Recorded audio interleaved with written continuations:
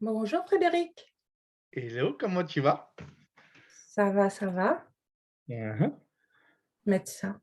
Tu Comme cherches le meilleur fond. ça fait neutre. Alors l'enregistrement a commencé, nous attendons Andrew. Il y a 4 participants là, parce que j'ai vu. Oui, je pense que je vais, enfin j'ai hâte que tu descendes parce que j'ai un petit souci maintenant de reconversion. Euh,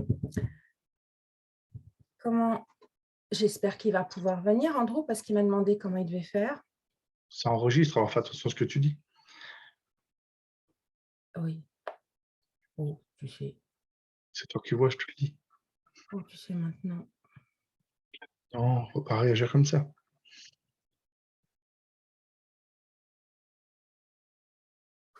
Andrew, je suis sûre qu'il n'arrive pas à venir. Bah, il faut mettre le petit code secret et puis voilà, quoi. Je vais aller, je vais aller voir. Normalement, il doit être là.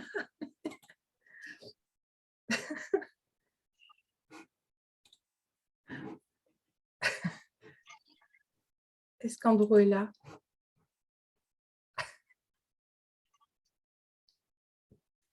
Normalement, il n'a qu'à cliquer sur le lien puisque nous avons fait l'essai. Et après, il demande le mot de passe. Non, mais normalement, il y allait directement. Ah d'accord. Donc, oui, et puis après, j'ai mis quand même tous les liens, enfin, j'ai mis tout ce qu'il On sait, fallait. généralement, c'est lui le directeur. C'est lui qui Oui, dirige. Voilà, là, cette fois-ci, il faut qu'il rentre. ouais, exact. Et là, je pense qu'il ne sait pas, justement, quand il y a les codes secrets et tout, il ne doit pas savoir là.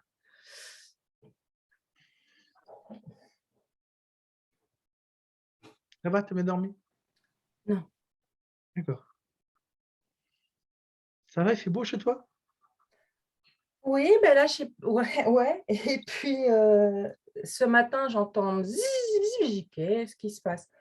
Ah ben, la mairie s'est amusée à couper les bordures devant chaque propriété, mais la mienne, là, si je dois faire du nettoyage, là, oh, je vous remercie, c'est pas du nettoyage, c'est du... Les arbres qui dépassaient, on va dire, la maison se retrouvent à 50 centimètres. Ça s'appelle du ratiboisage. Pourquoi il fait ça? Je ne sais pas, cher ami, il paraît que Problème d'affection? ça repoussera mieux. Ah, d'accord. Ah, le voilà, il arrive.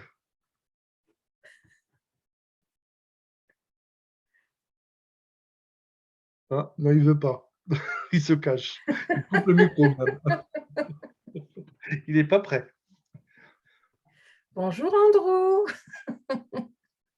Bonjour Andrew. Le micro. Tu peux mettre ton micro, on t'entend pas. Mets le micro.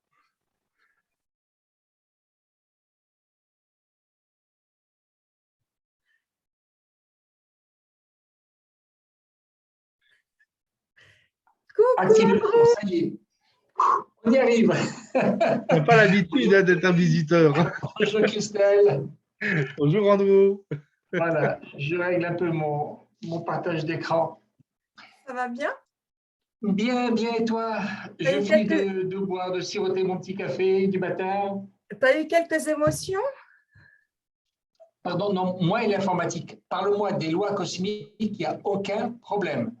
Et parle-moi informatique, j'ai tous les problèmes du monde. Nous sommes deux. Nous sommes des bons. Alors Alors, attends, on va attendre un peu. Je crois qu'il y a encore une autre personne. Je crois de mémoire, il y a Il y a Céline normalement qui doit venir aussi. bah, il y a on pourrait peut-être lui envoyer un petit message à Céline. Attends, Enfin, j'avais vu qu'elle participait, maintenant elle a peut-être attends. un prévu. Céline. Non, mais parce que les gens oublient, tu sais. Des fois, Céline Dion, non?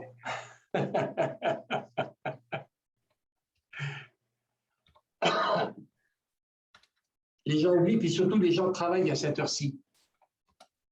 C'est pas une heure de repos, c'est une heure de travail. sauf pour les retraités, sauf pour certaines personnes qui travaillent en poste à l'après-midi, sauf… voilà.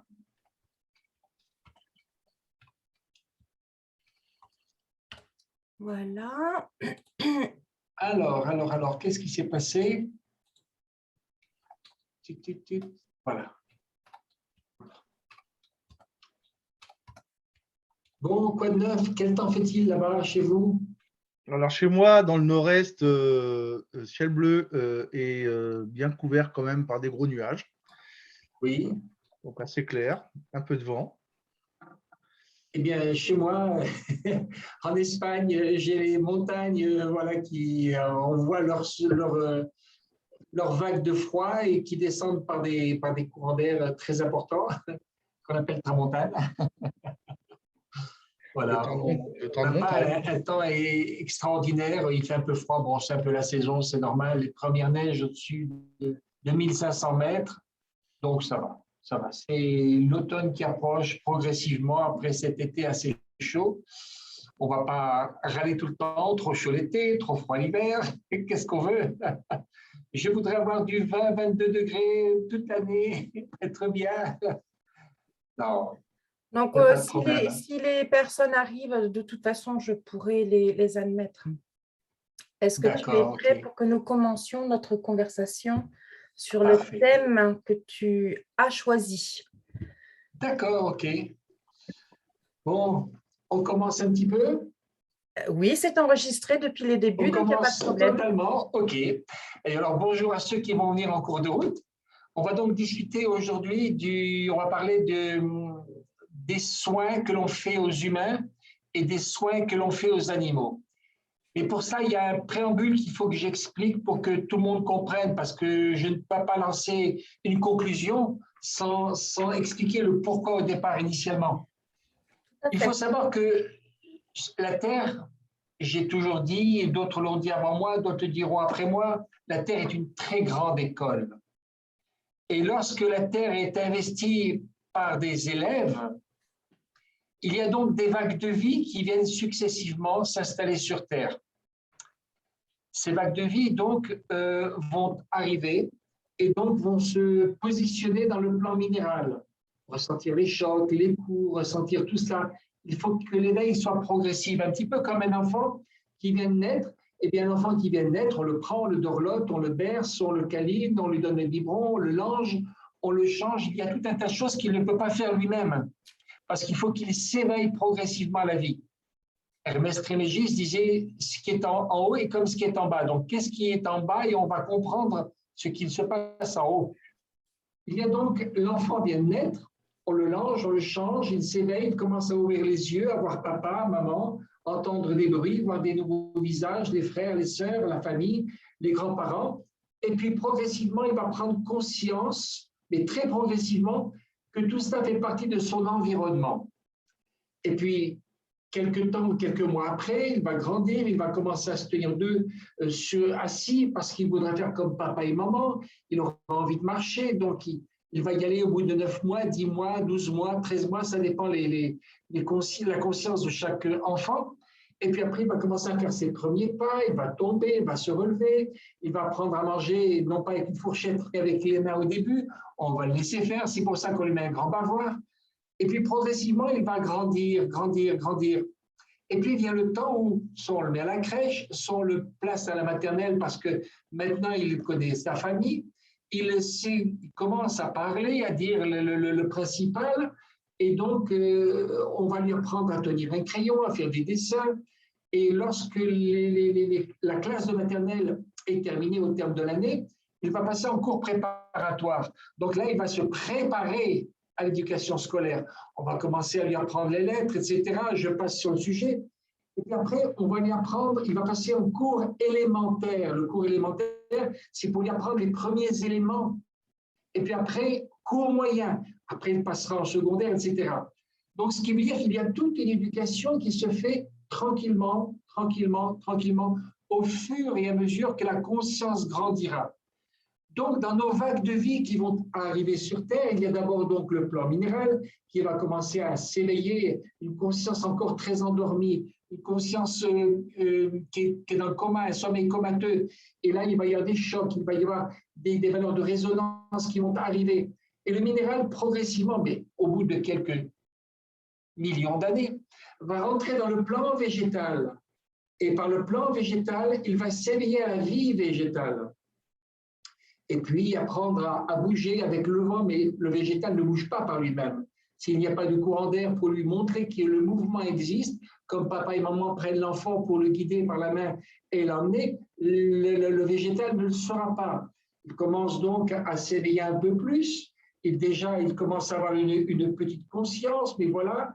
Et puis le végétal, au bout de quelques millions d'années, va devenir un animal. Et pendant ce temps-là, il y a d'autres vagues de vie qui sont arrivées sur Terre et sont en apprentissage. Et puis du monde minéral, du monde animal, passera plus tard au plan humain. Et donc une vague de vie, lorsqu'elle monte, il y a une autre vague de vie qui est envoyée. Lorsque la conscience grandit dans une vague de vie, elle prend position, cette vague de vie, dans un plan supérieur, et les plans inférieurs montent. C'est un petit peu comme une échelle. L'échelle n'est jamais vide, chaque barreau est utilisé. Alors, qu'est-ce qui fait la différence entre le plan des humains et le plan des animaux? Les animaux ne savent pas encore réagir par eux-mêmes. Ils vont agir par ce qu'on appelle un instinct, l'instinct animal.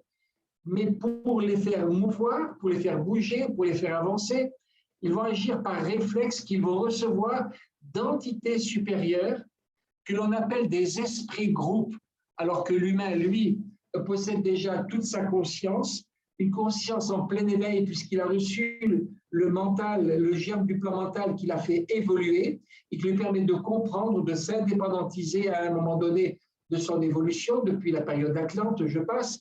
Et donc, maintenant, les humains, entre eux, sont autonomes, quoiqu'ils fassent partie d'un groupe, des égrégores. Ces égrégores sont des énergies de forme pensée qui les mobilisent, qui les retiennent tous, un petit peu comme on est dans un pays, on parle la même langue, on est régi par le même code pénal, on est régi par le même code de la route, on est régi par un tas de lois qui font que nous sommes soumis aux lois et au contexte du pays dans lequel nous grandissons. Si bien que ça s'appelle donc tout ça des formes pensées, ça s'appelle tout ça des égrégores, et dans ces égrégores, eh bien, on se comprend, on se sent, on est en affinité les uns avec les autres. Et puis après, il y a les égrégores du sport, tel le football, il y a l'égrégore d'autres choses, de la musique, où tous les musiciens vont se retrouver. Ça, c'est un monde différent. Mais le monde animal est encore régi par des esprits groupes parce que chaque animal n'est pas encore capable de réfléchir par lui-même et en lui-même. Il n'a pas la conscience d'être conscient. Il n'y a que les humains qui l'ont. Cette conscience de la conscience, donc, c'est l'esprit groupe qui l'a. Alors, il faut savoir que quand vous prenez un animal, vous l'appelez par son nom, par les réflexes, il va entendre le nom, il va avoir les expressions. Mais comme il est rejoint, il est relié, pardon, à l'esprit groupe qui, lui, est d'une très grande intelligence, par contre. Pas l'animal. L'animal, c'est comme si, par exemple, vous prenez votre corps et vous dites « toutes mes cellules sont intelligentes ». Non, elles sont soumises à la conscience globale de l'individu. Et ma main, par exemple, vous ne pourrez pas lui demander si elle veut être guérie. Vous ne pourrez pas vous adresser à mon pied. Par contre, ma conscience globale ressent ce que ma main fait, ressent ce que mon pied fait, etc. Et c'est ma conscience globale qui donne les ordres à ma main de saisir un objet, d'en poser un autre, à mon pied d'avancer, etc. Et c'est l'ensemble du corps qui, régi par la grande conscience globale du corps, représente quelque part Dieu pour toutes les cellules de mon corps. Donc voilà, il y a une conscience avec un corps divisé diversifié par différents membres qui s'expriment et tous ces membres forment mon corps. Donc, quand vous avez un animal, vous avez donc, l'animal est la terminaison, comme une main, comme un pied, comme une oreille, un œil, il est la terminaison sur le plan physique d'un esprit groupe. Donc, ainsi, vous avez X esprits groupes en fonction de la race, en fonction de la sous-race, en fonction du système dans lequel l'animal évolue, d'autres animaux évoluent. Vous avez donc un esprit groupe par tendance, par groupe, de même que nous sommes des humains, mais nous ne nous ressemblons pas, nous avons cependant une conscience personnelle qui est unique en son genre, ce qui fait quelques différences au niveau des traits du visage, de la grandeur, de l'expression, de la couleur des yeux, etc. Donc, nous sommes tous différents, bien que nous appartenions tous à la race humaine. Donc, les animaux, c'est pareil. Il y a l'esprit groupe des crocodiles, l'esprit groupe des lions, etc., l'esprit groupe des moustiques, l'esprit groupe ou l'âme groupe, si vous préférez, certains préféreront ce terme-là, l'âme groupe des chiens, des chats, et même dans les chiens, il y a différents âmes groupes, si bien que autour de la Terre, les âmes groupes se situent. Les animaux, pour la plupart, pour la grande majorité, marchent à quatre pattes. Ils ont donc les énergies qui leur parviennent de l'esprit groupe par la tête et donc vont s'échapper par la queue. C'est pour ça qu'ils se tiennent à quatre pattes, donc d'une façon allongée, que nous sommes debout, perpendiculaires au sol, parce que nous recevons les énergies de notre conscience de plan supérieur très, très haut. Donc voilà, ceci étant dit, ça permet de comprendre que lorsque l'on veut, par exemple, soigner un animal, on ne va pas demander à l'animal, on va demander à l'esprit groupe de l'animal. À titre d'anecdote, je pourrais expliquer ceci. Un jour, il y a mon fils qui maintenant est à 40 ans, donc les années sont passées, et puis à l'époque, c'était un gamin. Et donc, à l'âge de 15 ans, il voyait plein de nids d'hirondelles accrochés comme ça à la balustrade du balcon, et puis au-dessus de la fenêtre, dans l'encadrement.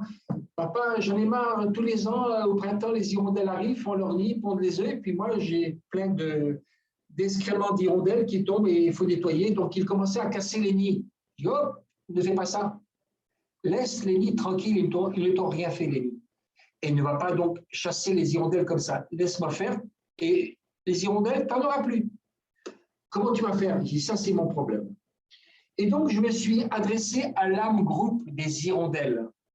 J'ai visionné donc une magnifique hirondelle, étant l'âme groupe de l'ensemble des hirondelles, et je lui ai expliqué, je dis, voilà, la nature est très vaste, très grande, et il n'y a pas que ce rebord de cet encadrement de fenêtres pour faire des nids, construire des nids. Demande donc à tous tes petits sujets, à toutes tes cellules, d'aller faire leur nid plus loin et de faire leur vie, il n'y a pas de problème. L'espace est immense, il faut un espace propre pour tout le monde. Et le nôtre, on veut le conserver dans son état.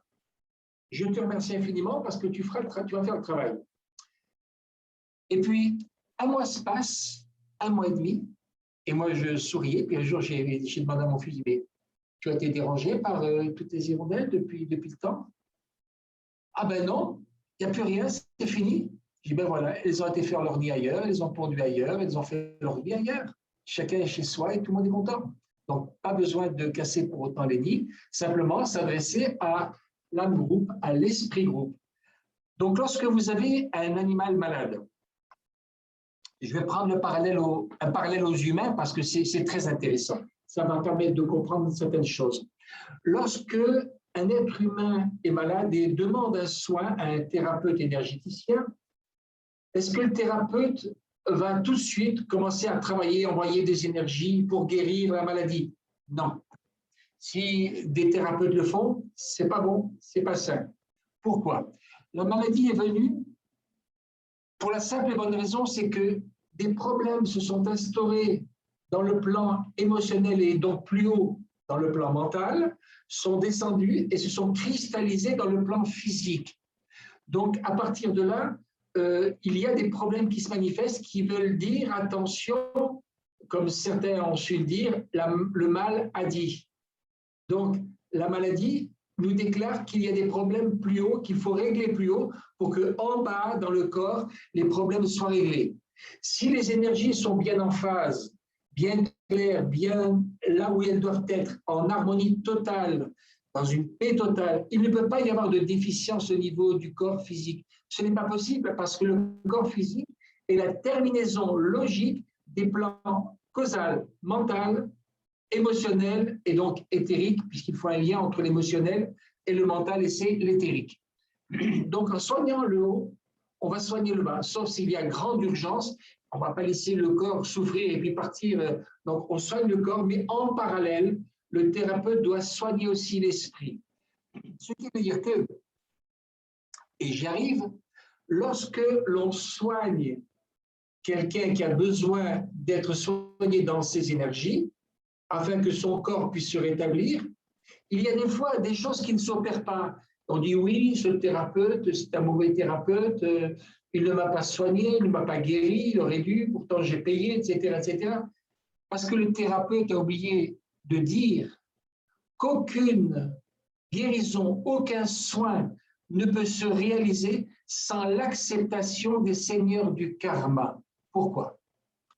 Lorsque tout va bien autour de nous, est-ce qu'on réfléchit? On ne réfléchit jamais. Est-ce qu'on se pose des questions? Non, puisque tout va bien. On est sous les palmiers, on est là en train de se faire balancer dans un hamac, tranquillement. Je commande une boisson fraîche, je commande ceci, je vais me baigner, je reviens. Donc, tout va bien. Pourquoi je vais me soucier? Mais lorsque l'humain, malheureusement, commence à souffrir, c'est là qu'il commence à se poser des questions. Lorsqu'il commence à être impacté dans son corps ou dans son moral, il commence à se poser des questions. Pourquoi? Et à force, la maladie ou le moral baisse, la maladie se crispe davantage et se compacte davantage, devient plus aiguë. À la fin, on finit par bien réfléchir et par ne réfléchir plus qu'à ça pour comprendre. Alors au début, on dit, mais qu'est-ce que j'ai fait au ciel pour être dans cet état-là? Non, ce n'est pas qu'est-ce que j'ai fait au ciel. Qu'est-ce que je me suis fait à moi pour en arriver là et être dans cet état-là? Donc, il y a des problèmes qui vont se régler lorsqu'on aura compris, mais tous les problèmes ne vont pas se régler parce qu'on n'aura pas tout compris. Donc, les seigneurs, les maîtres du karma, que sont certains anges ou certains archanges, comme, bon, je ne vais pas les nommer ici, les seigneurs du karma, je vais donc généraliser sous ce terme-là, ne sont pas là pour punir. Il n'y a pas de punition. Il n'y a que des conséquences. Une cause, une action, un effet et une conséquence. Donc, pour qu'il y ait conséquence, il y a eu cause au départ. Donc, cherchons la cause, trouvons la cause, changeons, transformons la cause et la conséquence changera d'elle-même également. Tout va avec. Donc, les seigneurs du karma ne veulent qu'une chose, notre bonheur et notre joie totale. Mais pour cela, il faut que nous puissions accepter d'évoluer aussi, parce qu'on ne va pas être bercé dans les bras d'amour de la Mère divine et du Père divin toute notre éternité. Ça, c'est faux, la religion nous le dit, mais ce n'est pas vrai.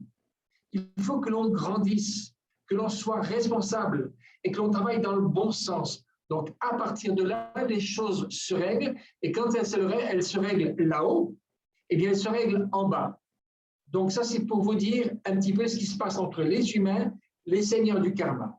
Eh bien, on pourrait faire un parallèle entre les animaux, nos animaux domestiques, et puis les animaux, les esprits groupes. Les esprits groupes sont là pour enseigner les animaux, qui sont sous sa tutelle, qui sont ces cellules quelque part, qui sont pour l'ensemble le corps de l'esprit groupe. Alors, comment se manifeste l'esprit groupe? Pour ceux qui ont la vision de l'astral, eh bien, les Égyptiens ne se sont pas trompés. Ils ressemblent à des êtres humains avec la tête de l'animal. Ça veut dire qu'ils ont la capacité d'aller très loin, et même, il y a pas mal d'esprits groupes, pas d'animaux, d'esprits groupes qui sont plus intelligents dans un domaine que les plus performants des humains. Parce qu'ils ont une telle connaissance du problème, et donc on ne les voit pas puisqu'ils ne sont pas situés dans le plan physique, mais ils travaillent depuis les plans supérieurs, autour de la Terre, sur les animaux qui leur sont donnés en confiance comme des élèves. Et donc, ces esprits groupes, il faut leur demander à eux la permission d'intervenir.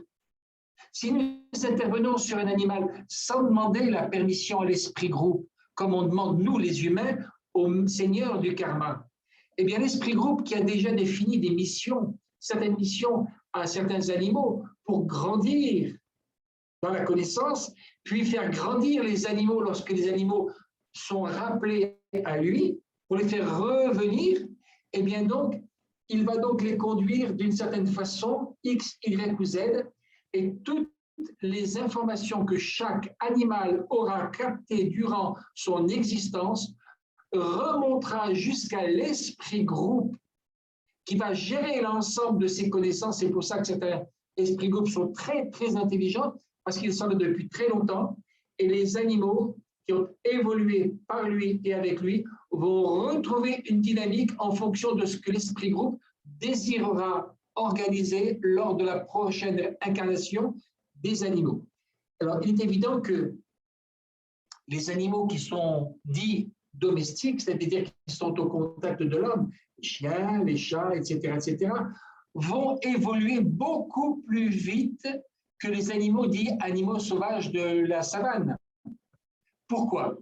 Parce que ces animaux domestiques sont au contact des humains. Et donc, par voie de conséquence, si tout à l'heure j'ai parlé des grégores, ce n'est pas par hasard, parce qu'il n'y a jamais de hasard, c'était pour préparer les choses, expliquer. Nous, il émane de nous des énergies qui s'organisent, se superposent les unes par rapport aux autres et qu'on appelle aura. La globalité des énergies forme une aura. Cette aura peut être de plusieurs mètres et la distance de notre corps physique change en fonction de notre ouverture de conscience et du travail que l'on fait.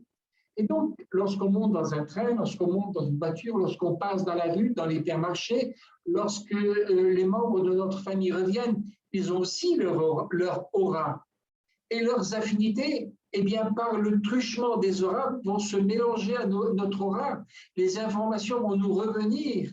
Et c'est ce qui fait que nous avons besoin, ce que je dis souvent, c'est de nous purifier parce que nous captons des énergies inconsciemment de notre environnement qui fait que ça se mélange à nous et puis ça nous pénètre parce que si nous sommes émotionnellement ouverts à nos enfants qui, eux, sont émotionnellement ouverts sur leurs copains, leurs copines ou leurs professeurs, etc. Donc, toutes ces ouvertures émotionnelles, par ricochet, nous reviennent, nos voisins, etc., etc. Et après tout ça, nourrit notre inconscient et va se loger dans notre subconscient. Donc, les animaux, du fait qu'ils sont à notre contact, donc auriques, eh bien, leurs énergies vont capter les énergies qui émanent de nous, vont apporter des valeurs de clichés d'information, et tout cela va revenir à l'âme groupe par le truchement de ces animaux. Et l'âme groupe, donc, va se nourrir et va obtenir des informations qui seront nécessaires pour l'évolution des animaux qui lui sont placés sous sa responsabilité. Puis ces animaux vont grandir. C'est pour ça que lorsque notre vague humaine va monter sur le plan des anges, je vais dire, un plan supérieur, et que la vague de vie animale va monter dans quelques millions d'années à la place du plan humain, eh bien, il y aura des animaux qui auront déjà une grande avance. Donc, ce seront des humains avancés et il y aura des humains retardés. De même que ici, nous pouvons voir dans nos sociétés, dans nos pays, dans nos régions du monde, de notre vague de vie humaine, où tout est globalisé dans le plan humain, nous voyons des fractions d'humanité très en arrière, encore retardées quelque part, qui n'ont même pas développé le plan mental. Et nous voyons des humains avec un plan mental hyper, ultra évolué, très en avance sur la société. Après, la façon dont ils vont utiliser cette intelligence, c'est autre chose. Mais je parle du niveau du quotient intellectuel. Il y a donc des gens qui sont devant, il y a de grandes âmes qui ont ouvert leur dimension émotionnelle et qui sont entrées dans l'esprit christique, d'autres qui sont encore en arrière, d'autres qui ont une émotion débordante, mais une émotion tellement en bas que lorsqu'ils voient l'ennemi, ils vont le tuer, et puis leurs enfants, ils vont les protéger. Vous voyez, dans le plan animal, j'ai vu sur YouTube, parce qu'ils traînent beaucoup de choses sur YouTube et sur Facebook, des gens dire il y a des animaux qui sont plus humains que les humains. Là, je souris. Des animaux qui ont un amour inconditionnel. Je l'ai lu il n'y a pas longtemps. Oh là là là là là là là. Si un animal a un amour inconditionnel, il ne peut pas manger un autre animal. Peux-tu expliquer justement ce que ça veut dire justement, peux-tu expliquer, parce qu'il y a des gens qui, justement, ont des idées bien arrêtées par rapport à un animal qui a un amour plus inconditionnel. ce que veut dire le mot inconditionnel. Inconditionnel, ça veut dire sans condition. Ça veut dire que notre animal, nous l'avons, nous l'aimons, c'est bien. Puis l'animal, un jour, va partir. Nous ne pleurons pas.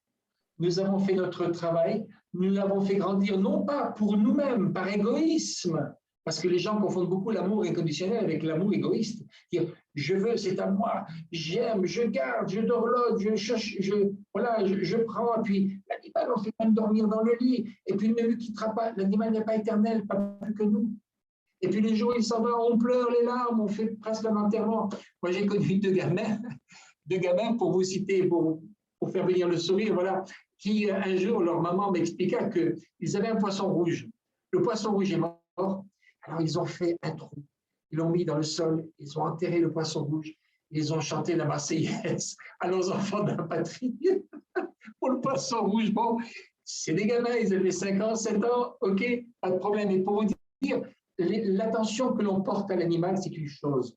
Lorsque l'animal meurt, comme une personne lorsqu'elle meurt, ok, l'âme est partie, donc là, l'esprit d'animal est retourné vers son maître, vers son propriétaire, mais il ne reste qu'une dépouille qui n'a plus de vie, qui n'a plus de conscience, qui n'a plus rien.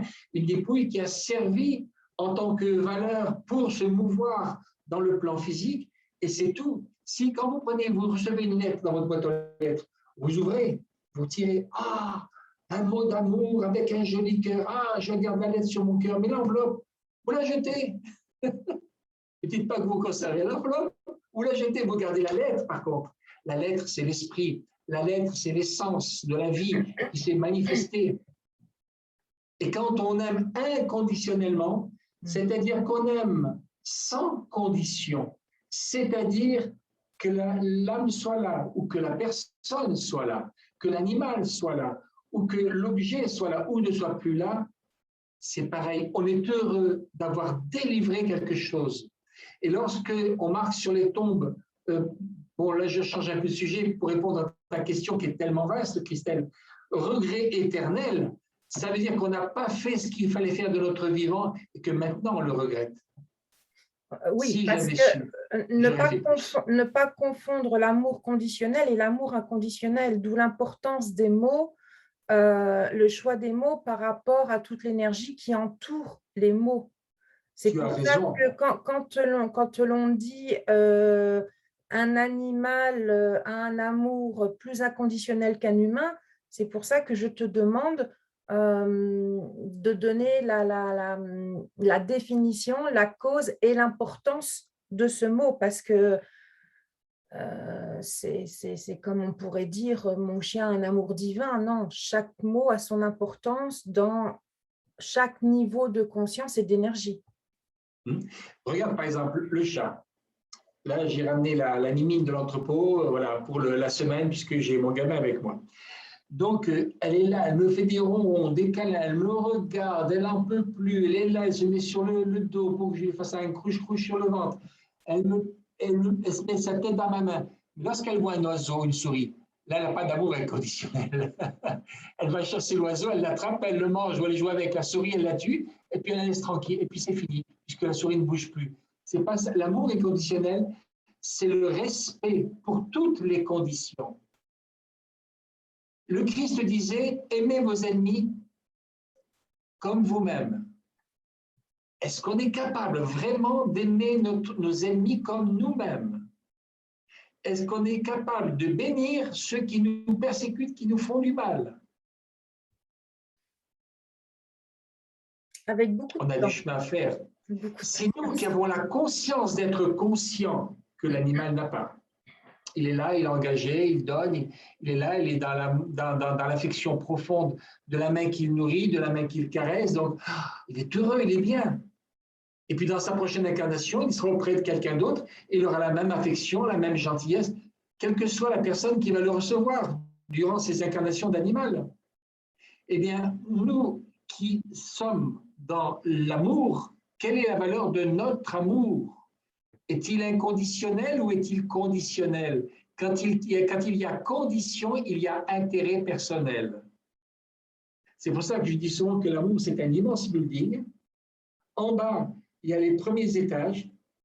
Et puis après, eh bien, l'air devient plus pur, c'est-à-dire l'amour commence à devenir beaucoup plus éthéré, plus clair, et on comprend, on a plus de compassion, non pas pour nous simplement ou notre entourage, mais aussi pour ceux qui sont là autour. Je peux vous dire une chose, si les juges et les avocats étaient dans l'amour inconditionnel, il n'y aurait plus de prison. J'ai une question C'est dur ce que je dis. pour revenir à notre sujet. Oui.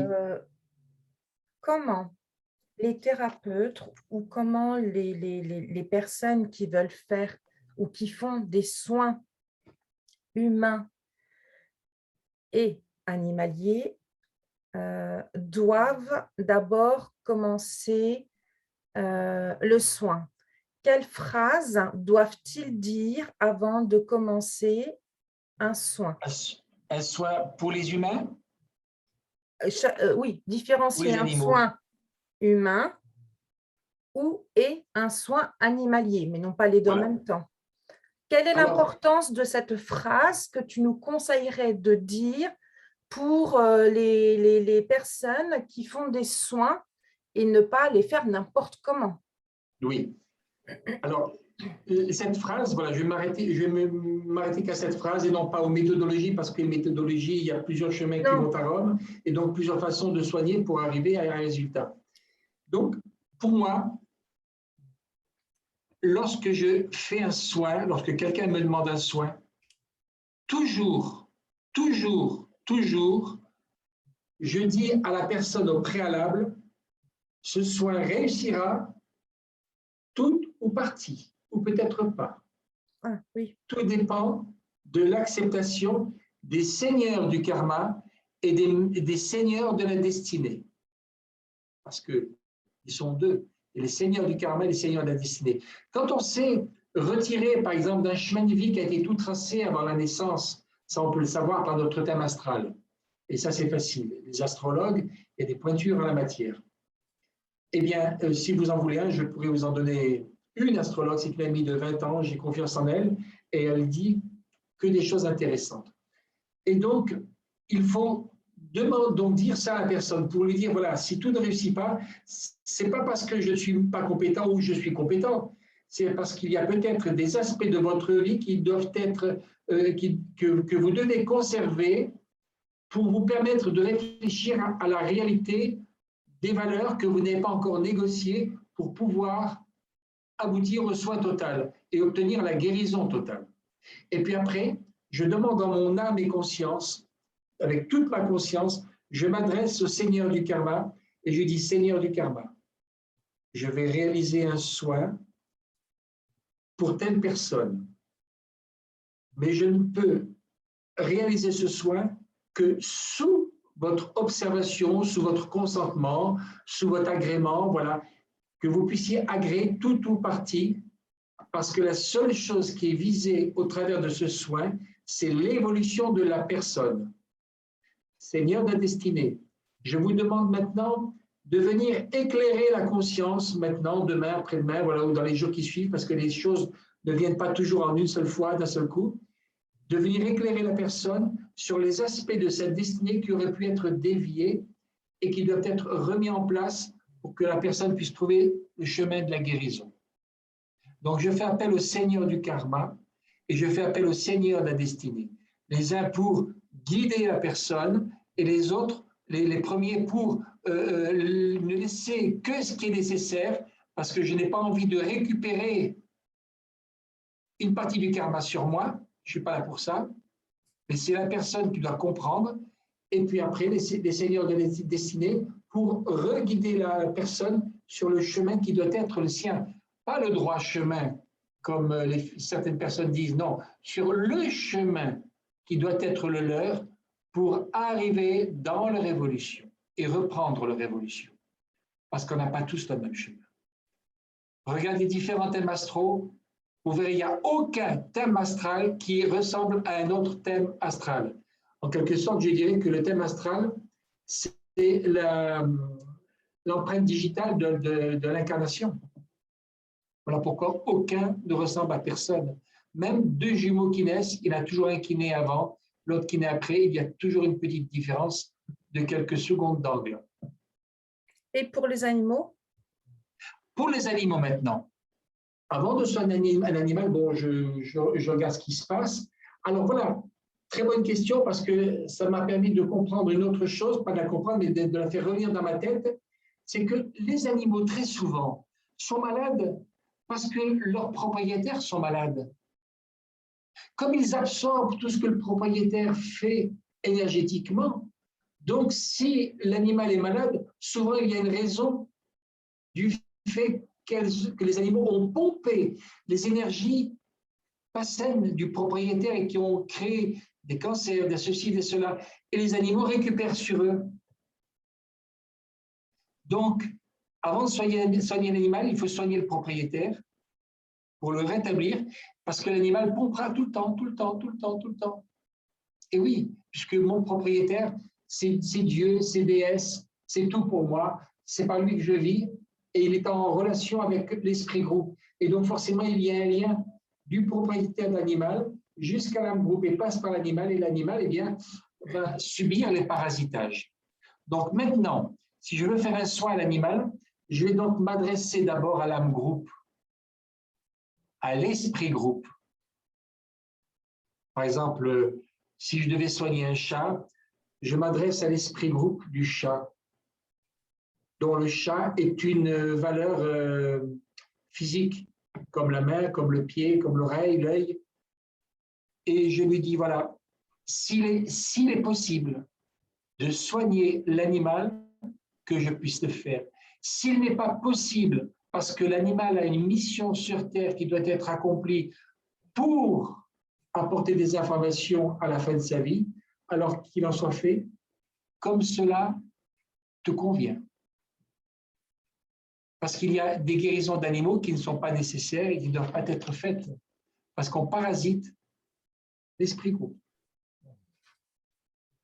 C'est logique. Il y a une mission. Il y a une mission pour chaque être humain, il y a une mission pour chaque animal sur Terre. Donc, c'est une autorisation. Une autorisation. Nous, on voit avec nos yeux conditionnels notre amour. Tu as dit le terme exact tout à l'heure, conditionnel. Et tout ce qui est pas conditionnel, qui nous échappe, qui nous dépasse et qu'on ne veut pas reconnaître, qu'on ne veut pas voir, ça, on n'en veut pas. Mais eux ont un amour au-dessus, là-haut, inconditionnel. C'est-à-dire, ils visent qu'une seule chose, l'évolution parvenant à son terme, et non pas en tant qu'incarnation. Très bien, c'est très intéressant. Voilà. Est-ce qu'il y a d'autres questions? Non, je pense que justement, tu as répondu correctement à la thématique du sujet entre comment commencer un soin humain et animalier, l'importance des mots, l'importance de la pensée. C'est très important.